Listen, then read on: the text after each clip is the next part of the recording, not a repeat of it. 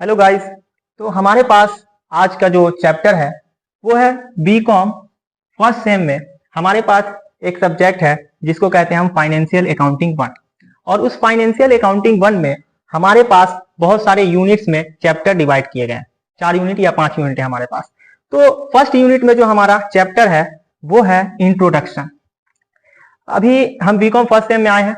BCom से पहले जब हम 12 तक थे तो वहां पर हम क्या बोलते हैं चैप्टर खेलते थे। अब यहाँ जब हम ग्रेजुएशन में आए हैं बीकॉम में तो यहाँ पर हम यूनिट खेलेंगे।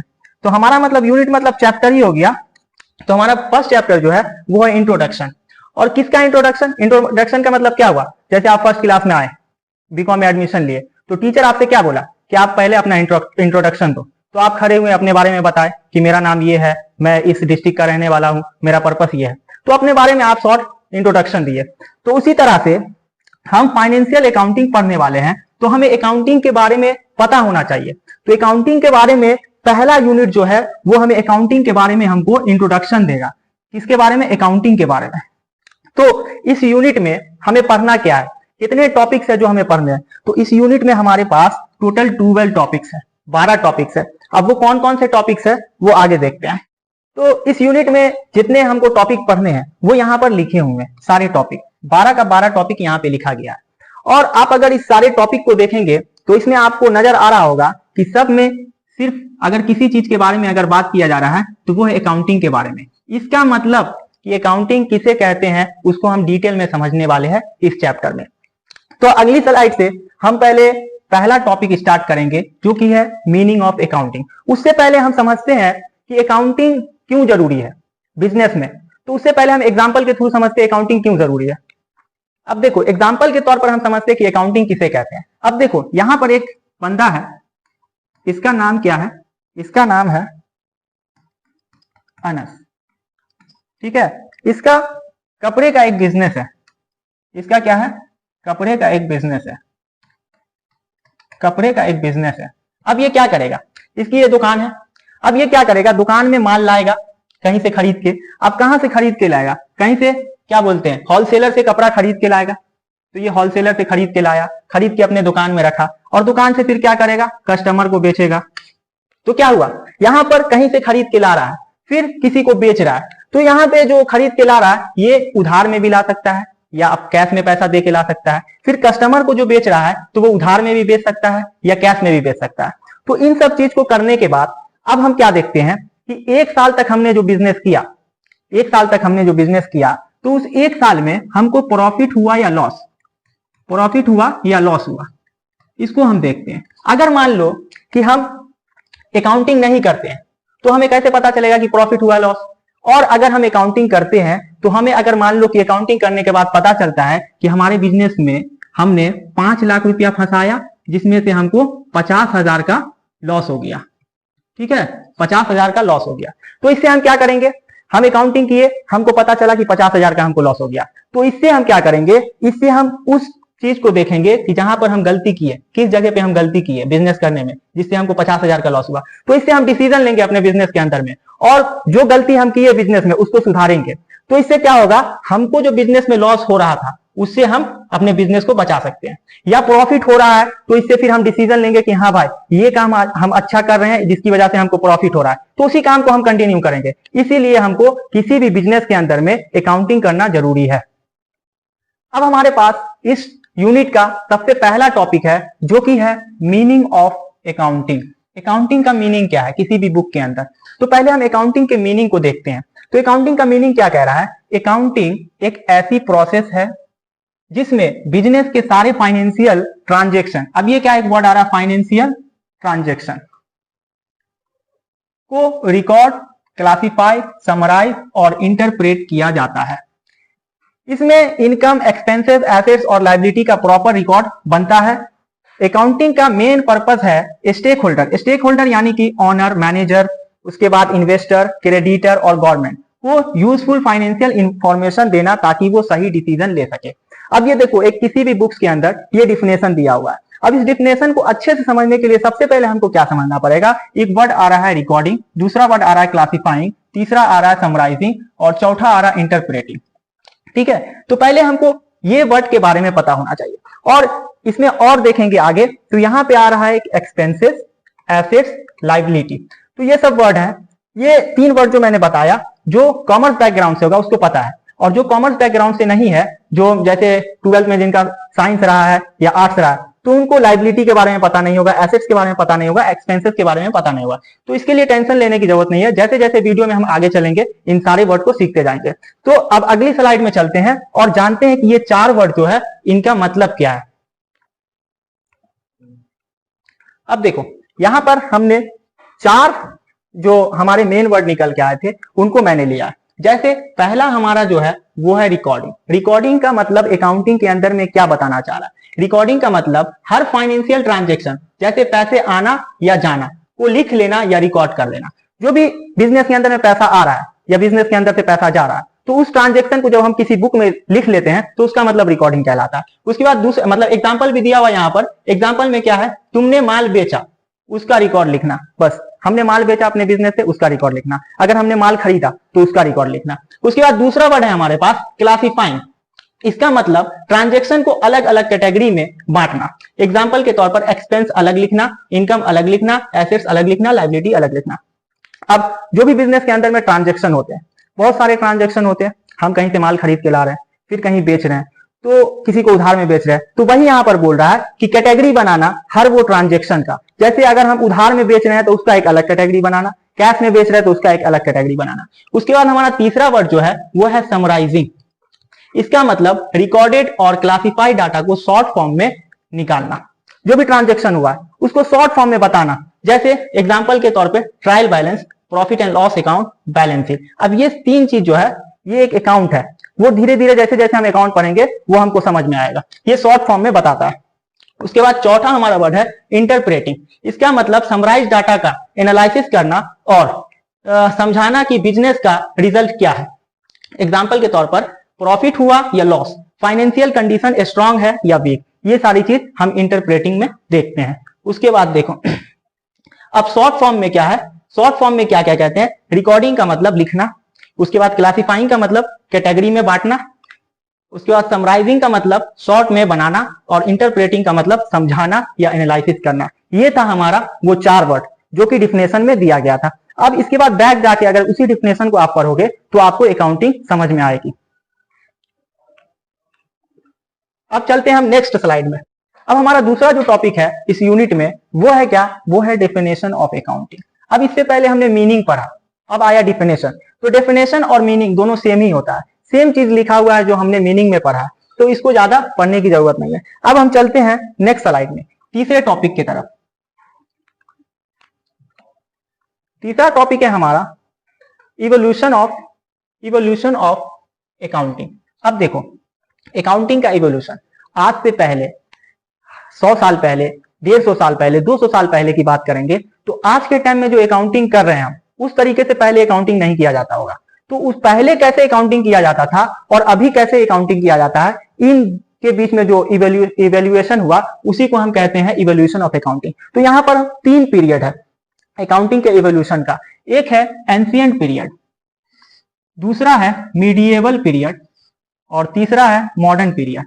अब एंशिएंट पीरियड में क्या था कि बुक कीपिंग, जैसे कोई भी ट्रांजैक्शन होता था तो हम उसको रिकॉर्ड कर लेते थे, उससे ज्यादा कुछ भी नहीं था। उसके बाद मीडिएवल पीरियड में हमारे पास डबल एंट्री सिस्टम आया। जैसे हम double entry system general entry में करते हैं, debit what comes in, credit what goes out. और उसके बाद अभी का है मीडिएवल पीरियड। मीडिएवल पीरियड में जो अभी पीरियड चल रहा है, इसमें क्या हो गया कि अकाउंटिंग को जो है ऑनलाइन कंप्यूटराइज कर दिया गया। तो हम अकाउंटिंग को अभी के टाइम में टैली में करते हैं, सारा कंप्यूटराइज बेस पे अकाउंटिंग होता है। ये था हमारा तीसरा टॉपिक जो कि है इवोल्यूशन ऑफ अकाउंटिंग।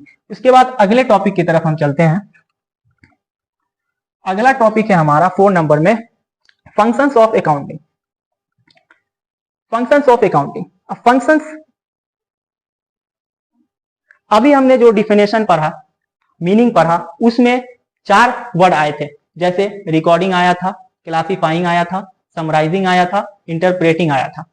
तो फंक्शन सेम चीज है, जो भी हमने डिफिनेशन में पढ़ा वही चीज यहाँ पर उसका फंक्शन है कि अकाउंटिंग कैसे फंक्शन करता है, क्या क्या चीजें उसमें होती है। तो उसमें क्या चीज, अकाउंटिंग में क्या होती है, रिकॉर्डिंग किया जाता है, उसके बाद रिकॉर्डिंग के बाद क्लासिफाइंग किया जाता है अकाउंटिंग में, उसके बाद समराइजिंग करते हैं, उसके बाद क्या इंटरप्रेटिंग करते हैं, उसके बाद कम्युनिकेटिंग करते हैं, उसके बाद कंप्लायंस करते हैं और कंट्रोल करते हैं बिजनेस का। तो ये नॉर्मल सा चीज है और ये चैप्टर कोई बहुत ही बड़ा चैप्टर नहीं है, इसमें सिर्फ अकाउंटिंग के बारे में नॉलेज लेंगे और पूरा चैप्टर थ्योरी पोर्शन होने वाला है। तो ये बेसिक चीज था हमारे पास फंक्शंस ऑफ अकाउंटिंग के, जो कि हम पहले स्लाइड में इन सब के बारे में हम पढ़ चुके हैं। अब अगले टॉपिक की तरफ हम बढ़ते हैं।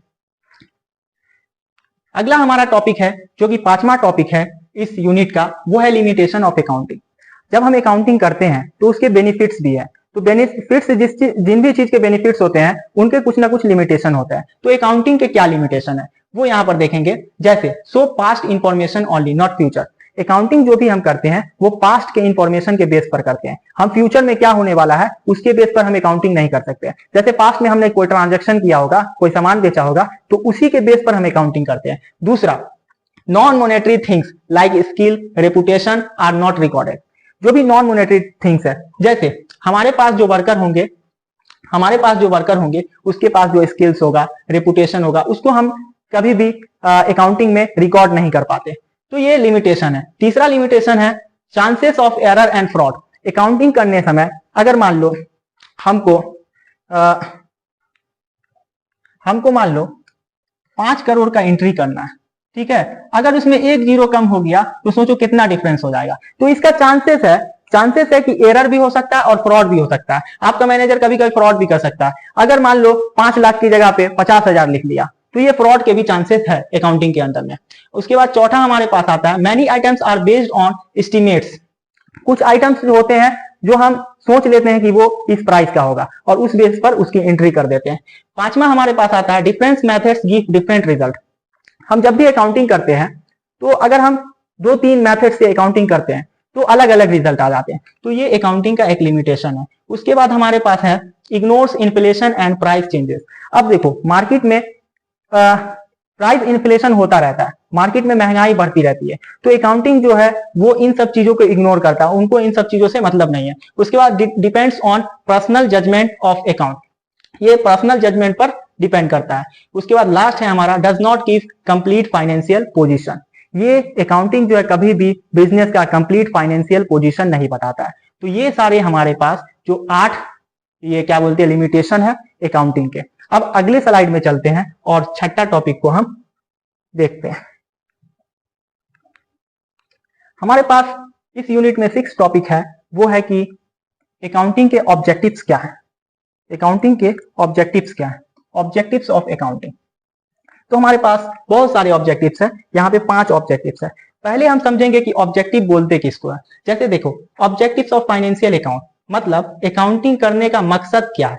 जैसे अभी हम बीकॉम में आए हैं, फर्स्ट ईयर में एडमिशन लिए, तो आप लोग का मकसद क्या है कॉलेज में आने का। आप लोग का ये मकसद है कि एक लड़की सेट करना है और उसके साथ अगला 4 साल या 3 साल तक अच्छे से कॉलेज लाइफ जीना है। तो उसी तरह अकाउंटिंग का मकसद, अकाउंटिंग का ऑब्जेक्टिव क्या है, अकाउंटिंग करने का हमारे पास मकसद क्या है। तो अकाउंटिंग करने का यहाँ पे कुछ मकसद दिए गए। पहला, फाइंड प्रॉफिट और लॉस। किसी भी बिजनेस में अकाउंटिंग इसीलिए किया जाता है, उसका मेन पर्पस होता है कि हमें प्रॉफिट और लॉस का पता चले। उसके बाद सो फाइनेंशियल पोजीशन, अब ये क्या करता है बिजनेस का फाइनेंशियल पोजीशन को बताता है, किसको, ऑनर को। ठीक है, जैसे मान लो कोई बिजनेस स्टार्ट हुआ 5 लाख रुपए का, उसमें कैपिटल इन्वेस्ट हुआ, ठीक है, कैपिटल 5 लाख का इन्वेस्ट हुआ। अब 1 साल के बाद, अब उस टाइम में तो इस बिजनेस की फाइनेंशियल पोजीशन क्या 5 लाख की है। अब 1 साल के बाद जब हम अकाउंटिंग करते हैं तो मान लो ये 7 लाख का हो जाता है, तो हमारा बिजनेस पोजीशन क्या हो गया 7 लाख का हो गया। तो ये बताता है अकाउंटिंग। उसके बाद प्रोवाइड इंफॉर्मेशन, ये इंफॉर्मेशन प्रोवाइड करता है, बहुत सारी इंफॉर्मेशन प्रोवाइड करता है। जब भी हमारे पास प्रॉफिट होगा तो बहुत सारे इंफॉर्मेशन आ जाएंगे, लॉस होगा तो उसके रिलेटेड इंफॉर्मेशन आ जाएंगे। उसके बाद रिकॉर्ड ट्रांजेक्शन, जो भी ट्रांजेक्शन होते हैं सारे को रिकॉर्ड किया जाता है। उसके बाद लास्ट है हेल्प इन डिसीजन मेकिंग। ये अकाउंटिंग जो है, अकाउंटिंग का ऑब्जेक्टिव है कि वो डिसीजन मेकिंग में हेल्प करता है। अगर हमारे पास लॉस हुआ तो हमको आगे बिजनेस जो चलाना है तो किस तरीके से हम डिसीजन लेंगे कि हमको नेक्स्ट ईयर लॉस ना हो। अगर प्रॉफिट हुआ तो हम उसको किस तरीके से और अच्छा कर सकते हैं। तो ये हमारे पास था ऑब्जेक्टिव्स ऑफ अकाउंटिंग। अब देखो, अब इतने देर से हम क्लास ले रहे हैं तो मैं पूछना चाहता हूं, is this topic clear to everyone? अब तुम लोग बोलोगे ये गाना गाओ। न मैं समझा ना मैं जाना जो भी तुमने मुझसे कहा है सेनोरिटा, मगर फिर भी न जाने क्यों मुझे सुन के अच्छा लगा है सेनोरिटा, मुझको बाहों में तू ले लो। बस इतना ही था। तो क्या होता है क्लास में, कभी कभी हम ख्यालों में जी रहे होते हैं, उधर वीडियो लेक्चर चल रहा होता है और हमारे माइंड में किसी और की बातें चल रही होती है। तो बस ये अगर यहां तक क्लियर अगर आपका हो गया हो तो आगे स्टार्ट करते हैं नेक्स्ट लेक्चर को। हमारा 7वां जो टॉपिक है वो है यूजर्स ऑफ अकाउंटिंग। 7वां टॉपिक है हमारे पास यूजर्स ऑफ अकाउंटिंग इंफॉर्मेशन। अब जो हम अकाउंटिंग करते हैं तो अकाउंटिंग करने में हम बहुत सारा इंफॉर्मेशन आता है। तो वो जो इंफॉर्मेशन है, अकाउंट का बुक हम बनाए हैं, तो वो बुक किसको जरूरत होता है, किसके लिए इंपॉर्टेंट होता है? तो यहाँ पर जिन जिन के लिए इंपॉर्टेंट होता है उनके बारे में बताया गया। अब देखो, किसी भी बिजनेस के अंदर, किसी भी ऑर्गेनाइजेशन के अंदर, कंपनी के अंदर कुछ इंटरनल यूजर्स होते हैं। इंटरनल यूजर्स जो कंपनी के अंदर होते हैं। अब कंपनी के अंदर कौन होते हैं? जैसे कंपनी के अंदर ऑनर होता है, मैनेजमेंट होता है, जो डिसीजन मेकिंग के लिए होता है। उसके बाद कंपनी के अंदर एम्प्लॉय होता है, मैनेजर होता है। उसके बाद एक एक्सटर्नल यूजर के लिए भी अकाउंटिंग इंफॉर्मेशन जरूरी है। एक्सटर्नल यूजर कौन होते हैं? जो कंपनी के बाहर होते हैं, जैसे investor, share holders, creditors, suppliers, government, उसके बाद कस्टमर, पब्लिक। अब इन लोगों को इंटरनल यूजर तो समझे कि इंटरनल यूजर हमको यूजर्स ऑफ अकाउंटिंग में किन किन को अकाउंट की जरूरत होती है? तो एक इंटरनल यूजर्स को जरूरत होती है। क्यों? क्योंकि वो बिजनेस चला रहे होते हैं, उनको प्रॉफिट से मतलब होता है। ये एक्सटर्नल यूजर्स, इनको क्यों जरूरत होती है अकाउंटिंग की? इनको अकाउंटिंग इंफॉर्मेशन की इसलिए जरूरत होती है कि ये जो पब्लिक है, ये क्या आप देखते होंगे कि ये पब्लिक अपना पैसा इन्वेस्ट करती है कंपनी में, तो इनको इंफॉर्मेशन चाहिए कि ये कंपनी प्रॉफिट में चल रही है या लॉस में चल रही है, तभी ये अपना पैसा कंपनी में इन्वेस्ट करेगी। उसी तरह से गवर्नमेंट है, क्रेडिटर है, इन्वेस्टर है, ये सारे को भी अकाउंटिंग इंफॉर्मेशन की जरूरत होती है। तो ये था हमारा 7वां topic, users of accounting information. हमारा जो 8वां टॉपिक है इस यूनिट का वो है टाइप्स ऑफ अकाउंट। अब देखो, फर्स्ट सेम में जो हमारे पास अकाउंट है वो है फाइनेंशियल अकाउंटिंग। उसी तरह से अकाउंटिंग के बहुत सारे टाइप्स है। कौन कौन से टाइप्स है? टाइप मतलब मेन कैटेगरी। अब यहाँ पे क्या है, यहाँ पे टाइप भी है अकाउंटिंग के, और आगे एक और चीज पढ़ेंगे वो बताएंगे। तो मेन कैटेगरी अकाउंटिंग के क्या है? तो हमारे पास जैसे अभी सेम फर्स्ट में हमारे पास फाइनेंशियल अकाउंटिंग है, उसके बाद अकाउंटिंग का दूसरा टाइप है मैनेजमेंट अकाउंटिंग, उसके बाद है कॉस्ट अकाउंटिंग, उसके बाद है टैक्स अकाउंटिंग, और अभी जो हम अकाउंटिंग पढ़ रहे हैं वो है फाइनेंशियल अकाउंटिंग। तो फाइनेंशियल अकाउंटिंग जो ट्रांजैक्शन रिकॉर्ड करके फाइनेंशियल स्टेटमेंट बनाता है, इसका डिफिनेशन है। उसके बाद ये 3 अकाउंटिंग जो है, ये हम पीकॉम में जैसे जैसे आगे बढ़ेंगे वैसे वैसे ये हमारा सब्जेक्ट के तौर पर आएगा और उसको हम डिटेल में पढ़ेंगे। तो इसके बारे में डिटेल में जानने की जरूरत नहीं है, नॉर्मल सा यहाँ पर डिफिनेशन लिखा हुआ है, उसको बस पढ़ लेना। अब हम चलते हैं अगले टॉपिक के तरफ।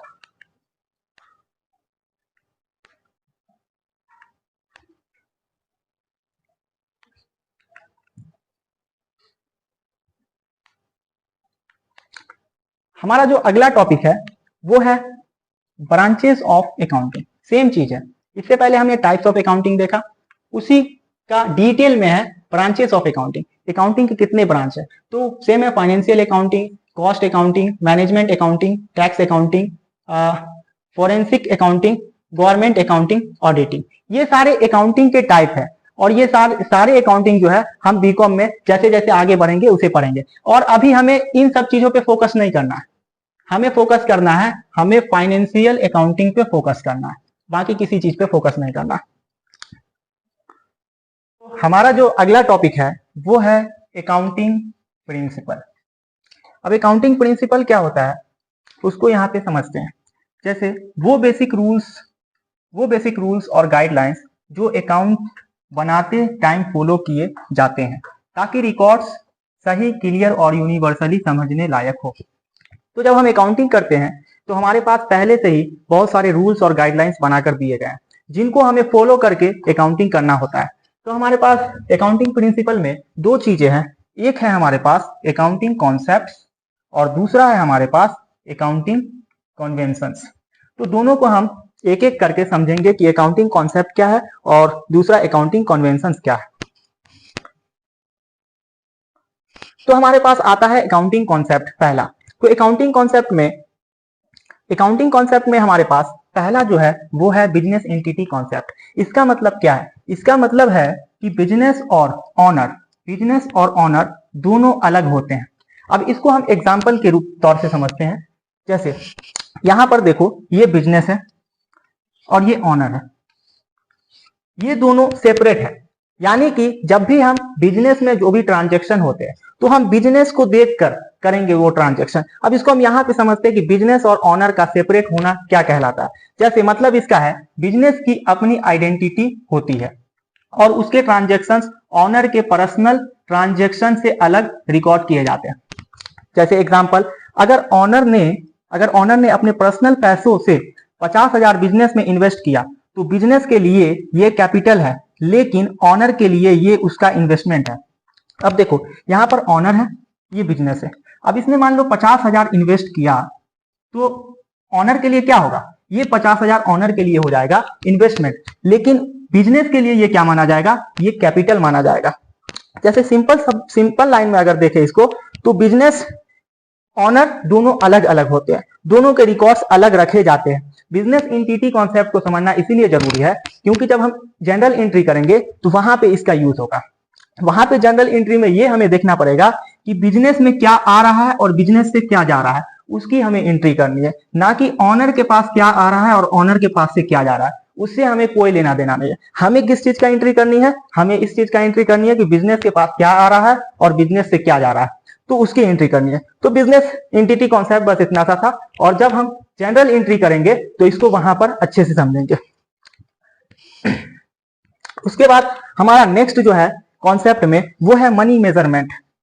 सिर्फ पैसों में मेजर होने वाली चीजें रिकॉर्ड होती है। यानी कि जो भी ट्रांजेक्शन को हम जनरल में रिकॉर्ड करेंगे, अकाउंटिंग जब हम करेंगे तो जनरल अकाउंट बनाएंगे, तो जो भी ट्रांजेक्शन हम रिकॉर्ड करेंगे उसमें देखेंगे कि वो ट्रांजेक्शन जो है वो फाइनेंशियल ट्रांजेक्शन होना चाहिए, यानी कि पैसे से रिलेटेड ट्रांजेक्शन होना चाहिए। नॉन मॉनेटरी ट्रांजेक्शन को हम जनरल में रिकॉर्ड नहीं करते। तीसरा है हमारे पास गोइंग कंसर्न। बिजनेस फ्यूचर में चलती रहेगी। यहां पर अगर ऑनर की डेथ भी हो गई तो बिजनेस फ्यूचर में चलता रहेगा। उसके बाद चौथा हमारे पास आता है cost concept. Assets purchase cost per record होते हैं। जो भी हम एसेट्स को परचेज करते हैं वो कॉस्ट पर रिकॉर्ड होता है। हमारे पास पांचवा टॉपिक है ड्यूअल एस्पेक्ट। हर ट्रांजैक्शन के दो इफेक्ट होते हैं, एक होता है डेबिट और दूसरा होता है क्रेडिट। जो भी हमारे बिजनेस में ट्रांजैक्शन होगा, जैसे हम माल खरीद रहे हैं तो एक ट्रांजैक्शन हुआ, लेकिन उसको रिकॉर्ड करने के लिए हमारे पास दो चीजें होती है, डेबिट और क्रेडिट। हमारे पास लास्ट है इसमें एक्रूवल। इनकम एंड एक्सपेंस जब इनक्योर हो तब रिकॉर्ड होते हैं, कैश मिले या ना मिले। अब देखो, बहुत सारी चीजें होती है बिजनेस में। हम जैसे एसेट्स खरीद लिए, लेकिन उसका पैसा हम दिए, मतलब क्रेडिट पे खरीदे, या हम सामान बेच दिए, क्रेडिट पे बेच दिए, उधार पे बेच दिए, तो भी हमें पैसा मिले चाहे ना मिले, उसको यहाँ पर रिकॉर्ड करना होता है। तो ये था हमारा अकाउंटिंग प्रिंसिपल में अकाउंटिंग कॉन्सेप्ट। अब हमारे पास आता है अकाउंटिंग कन्वेंशंस। अकाउंटिंग कन्वेंशंस का मतलब क्या है? अकाउंटिंग कन्वेंशंस मतलब वो प्रैक्टिसेस, कस्टम्स जो अकाउंटेंट्स नॉर्मली फॉलो करते हैं जब अकाउंट्स बनाते हैं। ये कॉन्सेप्ट जैसे रूल्स नहीं होते, बल्कि ये प्रैक्टिकल गाइडलाइंस होते हैं। मतलब अकाउंटिंग कन्वेंशंस क्या है? ये एक प्रैक्टिकल गाइडलाइन है जिसको फॉलो किया जा रहा है बहुत पहले से, तो हम इसी गाइडलाइन को फॉलो करके अकाउंटिंग करते हैं। तो इसमें क्या क्या चीजें हैं? इसमें हमारे पास कन्वेंशन ऑफ कंसिस्टेंसी। इसका मतलब है एक ही मेथड को बार बार यूज करना चाहिए, मेथड चेंज ना करें फ्रीक्वेंटली। जैसे एक ही मेथड को हम बार बार यूज करके जब हम अकाउंटिंग करते हैं तो उसमें हम एक्सपर्ट हो जाते हैं, तो हमारे अकाउंटिंग में जो है एरर का जो चांस होता है वो कम हो जाता है। उसके बाद हमारे पास दूसरा है conventions of disclosure. Important information को प्रॉपरली डिस्क्लोज करना चाहिए फाइनेंशियल स्टेटमेंट में। इसमें जो भी इंपॉर्टेंट इंफॉर्मेशन होते हैं उसको प्रॉपरली डिस्क्लोज किया जाता है। उसके बाद हमारे पास है कन्वेंशंस ऑफ कंजर्वेटिज्म। इसका मतलब प्रॉफिट को कभी ओवर शो मत करो, पर लॉसेस का अंदाजा पहले से लगाओ। अब इसमें क्या बोल रहा है कि प्रॉफिट जितना हो रहा है उसी को बताना है, ओवर शो नहीं करना, लेकिन फ्यूचर में जो हमें लॉस हो सकता है या होने वाला है उसका अंदाजा लगाओ, ना कि उसका एंट्री करो। उसके बाद हमारे पास लास्ट आता है कन्वेंशंस ऑफ मटेरियलिटी। सिर्फ वही चीजें रिकॉर्ड करो जो इंपॉर्टेंट मटेरियल हो, छोटी छोटी चीजें इग्नोर कर सकते हो, यानी कि जो भी हमारे बिजनेस में इंपॉर्टेंट ट्रांजैक्शन है उसको रिकॉर्ड करना। अब क्या बोलते हैं, बिजनेस के अंदर बहुत सारी चीजें होती है, जैसे हमारा कोई दुकान है तो वहां पे कभी कभी होता है वर्कर के लिए हम चाय मंगवा लेते हैं, तो अब ऐसा नहीं है कि चाय मंगाए 20 रुपए का तो उसको भी रिकॉर्ड कर देना, उसके लिए अलग हम अकाउंट बना सकते हैं। तो जनरल एंट्री में कहने का मतलब है अकाउंटिंग जब हम कर रहे हैं तो थोड़ा छोटा छोटा चीजों को वहां पर रिकॉर्ड नहीं करना। जैसे कोई वर्कर को 10-5 रुपए की जरूरत पड़ गई, वो ले लिया, तो उन सब छोटी छोटी चीजों को इग्नोर करके चलना। तो ये था हमारा 10वां टॉपिक जो था वो था अकाउंटिंग प्रिंसिपल। टॉपिक नंबर 11 है वो है अकाउंटिंग सिस्टम, वो है अकाउंटिंग सिस्टम। अब अकाउंटिंग सिस्टम का मतलब क्या हुआ, यहाँ पर दो तरीके से अकाउंटिंग की जाती है, एक है हमारा सिंगल एंट्री सिस्टम, दूसरा है हमारा डबल एंट्री सिस्टम। तो सिंगल एंट्री सिस्टम में सिर्फ कैश और पर्सनल अकाउंट्स मेंटेन होते हैं छोटे बिजनेस में। तो सिंगल एंट्री सिस्टम मतलब बड़े बिजनेस के लिए ये अकाउंटिंग नहीं है सिंगल एंट्री सिस्टम। जैसे आप गांव में रहते होंगे तो वहां पर ग्रोसरी शॉप देखते होंगे, तो वो लोग भी क्या करते हैं, एक अकाउंट मेंटेन करते हैं। तो वहां पर जो वो अकाउंटिंग करते हैं तो उस टाइप के अकाउंटिंग को हम सिंगल एंट्री सिस्टम कहते हैं। लेकिन जब हम बिजनेस की बात करते हैं, बड़े लेवल के बिजनेस की बात करते हैं, तो वहां पर जो अकाउंटिंग सिस्टम फॉलो किया जाता है वो है हमारे पास डबल एंट्री सिस्टम। इसमें क्या है, हर ट्रांजेक्शन को दो एस्पेक्ट होते हैं, हर ट्रांजेक्शन के दो एस्पेक्ट्स होते हैं, रिकॉर्ड होते हैं। इसमें क्या होता है, एक डेबिट होता है, एक क्रेडिट होता है। ये स्टैंडर्ड सिस्टम होता है। जब हम जनरल एंट्री में आएंगे तो वहां पर हमें पता चलेगा कि डबल एंट्री सिस्टम क्या होता है। वहां पे एक ही ट्रांजैक्शन हो रहा होगा, या तो हम सेल करेंगे, जैसे हमने 5,000 का सेल किया, तो आपको लग रहा है कि ये एक एंट्री है, एक एंट्री है, लेकिन हम जब इसको एंट्री करेंगे जनरल में तो यहाँ पर दो एंट्री किया जाएगा, एक होगा डेबिट और दूसरा होगा क्रेडिट। तो यही है हमारा अकाउंटिंग सिस्टम, एक है सिंगल एंट्री सिस्टम और दूसरा है डबल एंट्री सिस्टम। ये बिजनेस में फॉलो नहीं होते, छोटे ट्रांजैक्शन के लिए होते हैं, लेकिन हम जो पढ़ने वाले हैं, हम जो अकाउंटिंग सिस्टम पढ़ने वाले हैं वो है हमारा डबल एंट्री सिस्टम। इसके बाद हमारे पास लास्ट टॉपिक जो आता है इस यूनिट का वो है हमारा अकाउंटिंग प्रोसेस। जो हम अकाउंटिंग करेंगे तो अकाउंटिंग का प्रोसेस क्या होगा, पहले हम क्या चीज करेंगे, फिर उसके बाद क्या करेंगे, फिर लास्ट में हम क्या करेंगे। तो ये एक प्रोसेस होता है। तो इसका प्रोसेस क्या है, कहां से हम अकाउंटिंग को स्टार्ट करेंगे, कहां से हम शुरू करेंगे, तो इसका प्रोसेस यहाँ पे दिया गया। तो इसका प्रोसेस है, पहले हम आइडेंटिफाई करेंगे। आइडेंटिफाई किस चीज का करेंगे, तो ट्रांजैक्शन को पहचानेंगे। अब ट्रांजैक्शन को पहचानने से मतलब ये है कि ट्रांजैक्शन को हम देखेंगे कि वो जो ट्रांजैक्शन है वो मॉनेटरी टर्म में है कि नहीं, पैसों का लेन देन वहां पे हो रहा है कि नहीं। बहुत सारे ट्रांजैक्शन होती है जिसमें पैसों का लेन देन नहीं होता है, तो जिसमें पैसों का लेन देन ना हो उस ट्रांजैक्शन को हम इग्नोर करेंगे, और जिसमें पैसों का लेन देन हो उसी ट्रांजैक्शन को हम पहले पहचानेंगे। जब हम ट्रांजैक्शन को पहचान लेंगे, आइडेंटिफाई कर लेंगे, तो उसके बाद हमारा अगला जो स्टेप होगा वो होगा रिकॉर्डिंग का। रिकॉर्डिंग का मतलब फिर हम ट्रांजैक्शन को रिकॉर्ड करेंगे, लिखेंगे, और उस ट्रांजैक्शन को हम जनरल में इंटर करेंगे। एक हमारा टॉपिक आएगा निकल के जनरल एंट्री, तो उस ट्रांजैक्शन को हम जनरल एंट्री में, पहला हमारा एंट्री स्टार्ट होगा जनरल एंट्री से। इसके बाद हमारा जो प्रोसेस है अकाउंटिंग का वो है क्लासिफाइंग। अब हम क्लासिफाइंग में हम एक अकाउंट बनाएंगे जिसको बोलते हैं लेजर अकाउंट। लेजर में फिर उस ट्रांजैक्शन को पोस्ट करेंगे। फिर तीसरा, उसके बाद जो हमारा चौथा है प्रोसेस वो है समराइजिंग। जो भी हमारा ट्रांजैक्शन था पहले हम उसको पहचाने, उसके बाद उसको जनरल में एंटर किए, उसके बाद उसका लेजर बनाए, उसके बाद उसी ट्रांजैक्शन का हम लोग ट्रायल बैलेंस बनाएंगे। उसके बाद हम आएंगे आगे का प्रोसेस है एडजस्टमेंट। एडजस्टमेंट इंक्रीज करना, जैसे आउटस्टैंडिंग, प्रीपेड, डिप्रिसिएशन, ईटीसी। अब वहां पर हम ट्रांजैक्शन में कुछ एडजस्टमेंट करेंगे। यहाँ पर वर्ड आ रहा है एक आउटस्टैंडिंग, प्रीपेड, डिप्रिसिएशन। इन सब वर्ड का अपना मीनिंग है, तो इन सबको यहाँ पर अभी नहीं समझते हैं। जब हम जनरल एंट्री स्टार्ट करेंगे तो वहां पर आप अच्छे से समझ पाएंगे। तो उसके बाद हमारा जो अगला है वो है फाइनेंशियल स्टेटमेंट। उसके बाद हम प्रॉफिट एंड लॉस अकाउंट बनाएंगे और बैलेंस शीट बनाएंगे। मतलब फाइनेंशियल स्टेटमेंट हम कंपनी का, बिजनेस का तैयार करेंगे। उसके बाद क्लोजिंग है, नॉमिनल अकाउंट क्लोज करना। अब हम अकाउंट को यहाँ पर बंद करेंगे। उसके बाद हमारा आता है रिवर्सिंग ऑप्शनल, ये ऑप्शनल है रिवर्सिंग, अगले ईयर के लिए कुछ एंट्रीज रिवर्स करेंगे। तो ये जो था, ये था हमारा अकाउंटिंग का प्रोसेस। हम अकाउंटिंग के बारे में जाने, उसके बाद हमें अकाउंटिंग कैसे करना है, कहां से स्टार्ट करना है, क्या क्या चीजें करनी है, वो चीजें यहाँ पर है। अब यहाँ पर बहुत सारे टॉपिक निकल के आ रहे हैं जो कि हम अगले चैप्टर में पढ़ेंगे। जैसे यहाँ पर एक टॉपिक निकल के आ रहा है जर्नल, ये एक जर्नल एंट्री निकल के आ रहा है, ये एक टॉपिक है जो अगले चैप्टर में आएगा। एक आ रहा है हमारे पास लेजर, दूसरा आ रहा है, तीसरा आ रहा है ट्रायल बैलेंस, उसके बाद आ रहा है ट्रायल बैलेंस के बाद प्रॉफिट एंड लॉस अकाउंट, उसके बाद आ रहा है बैलेंस शीट।